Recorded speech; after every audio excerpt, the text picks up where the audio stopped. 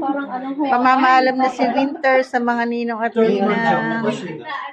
Ayan. Akala mo pa naman, meron na ako ang susunod. Wala na pala akong aasahan. Grabe. Hindi, yung mga susunod na, yung mga, di ba may naiwan namang mga nauna rito? Yan ang susunod na, di ba? Wala na. Sila na. Last na po yan. Kumusta people around the world? Kumusta Pilipinas? Mayroon akong ibabahagi sa inyo sa aking pag-aalaga kay Winter. Sino nga ba si Winter? Isang dog na lahing Bichon per se. Marahil, marami ang nakaka-relate sa akin lalo na sa mga dog lover. Dati kasi, hindi ako makarelate sa aking mga pamangkin at apo kapag ang kwentuhan nila ay tungkol sa kanilang mga alagang doggies. Lagi ko pa silang sinasabihan na wala na ba kayong ibang pag-uusapan kundi ang inyong mga alaga? Wala akong maintindihan. Sa pamilya, kami ni Ira ang hindi mahilig sa aso. We hate dog. Ang kanyang dalawang anak ang mahilig dito. Nabili. Bayad, sino ba naglagay sa'yo niyan? Mamita.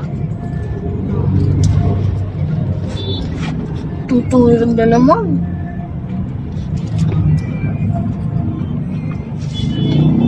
Asa mo muna ito ata. Ito asa mo muna ito. Oh, para malaman mo kung Hindi, okay. Babaktok pala siya. Akin ibig. Wait lang. Gusto niya Guys, ayan. Ayaw niyang bumaba. Namili si ate ng ano. Ayan. Tapos bibili sila.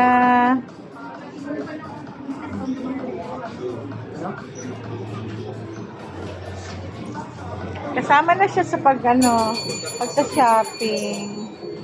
Ayan. Takot siya. Dali. Ipinamili siya ng kanyang mga ate. Ayan, pinamili siya ni ate Ira. Ate. Ate Misha.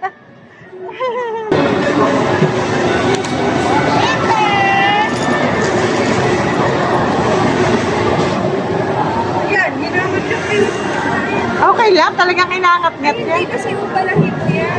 Ano yan, masasabig yan.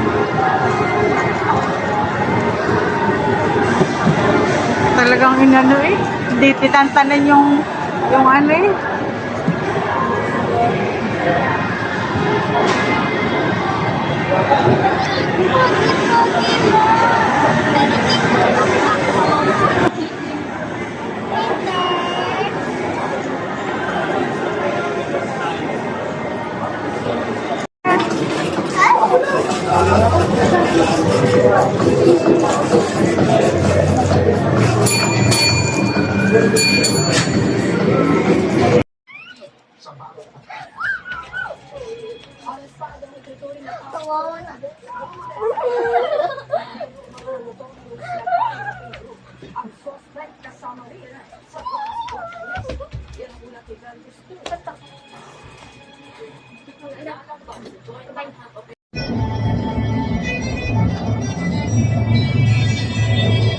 Kayo.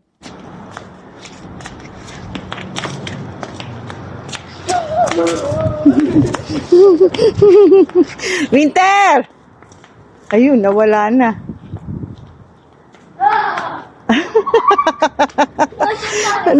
dito niya. Habulin siya. Dali.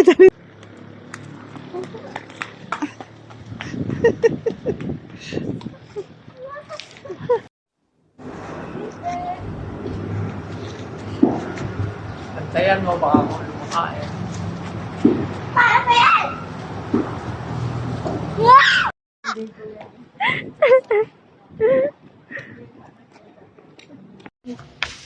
Nagagalat yung saging niya. Hindi mo naman inubos. Ano na lang na ano eh. Alam, tinan mo, oh. Paano ikagat mo? Kagat sa isa. Kinagatan mo lahat yan, oh. Nasarapan na. Kikira mo siya ng sinusaklayan ko. Yes, sarap. Kinikira mo na? Mm-hmm. Medyo may kakaiba akong naramdaman lalo na nang ako'y titigan.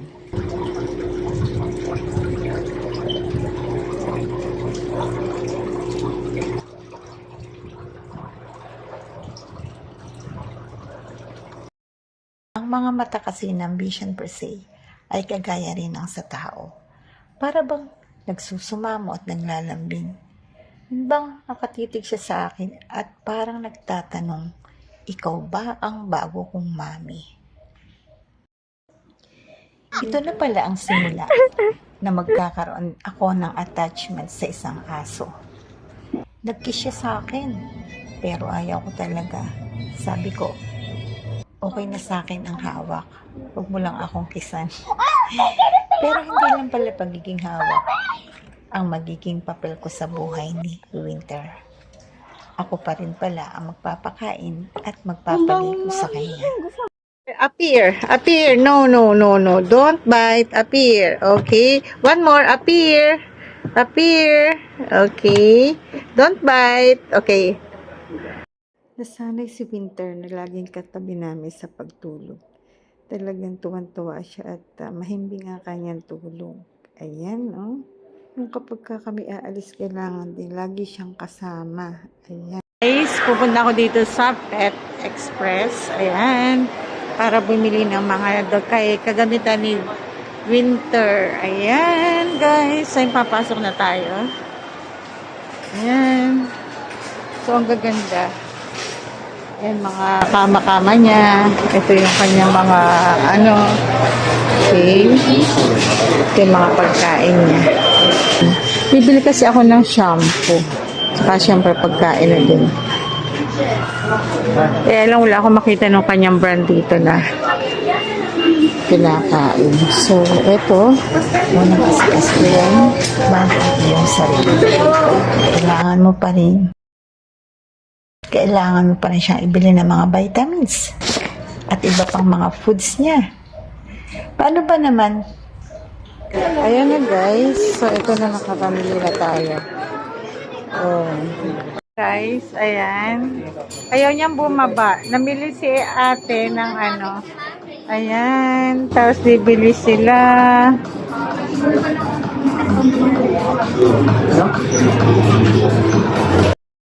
Kailangan pa pala niyang ipasyal at ipag-shopping kapag pupunta kami ng mall.